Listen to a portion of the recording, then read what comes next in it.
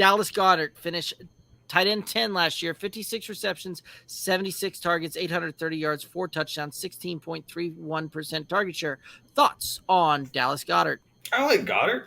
He's a guy that I'm targeting. Just kind of if I'm not getting involved in that first wave of tight ends, right? Like he's a guy that is kind of at the beginning of that third wave, almost, if you will. So he's a guy that I do kind of have a big circle next to him to just kind of check my roster, right? When he's coming up and I'm coming up on the draft board, making sure I like the mix of my team.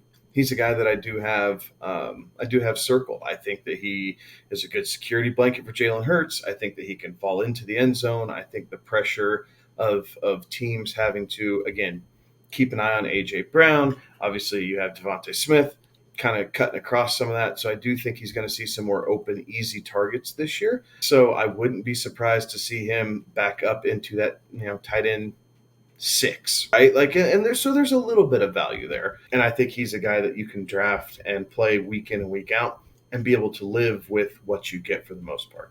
It's funny because tight end 10 feels like, walk with me here. Tight end 10 feels low for Dallas Goedert, but it also feels right for Dallas Goedert. Like it just seems like, that's right about where he should be.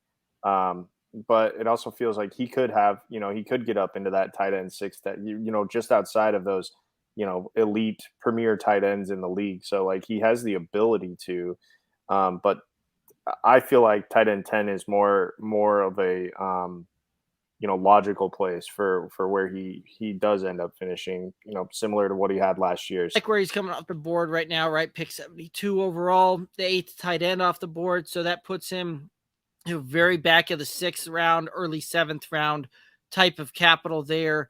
Tight end 8, I think you're drafting the floor right there. He can return more than that, but I don't think he's going to really do worse than that for you, barring an injury. And quite frankly, I like the fact that this is a set it and forget it type of tight end there. A guy that you can take in the middle rounds type of thing, and you've got just a week in, week out performance.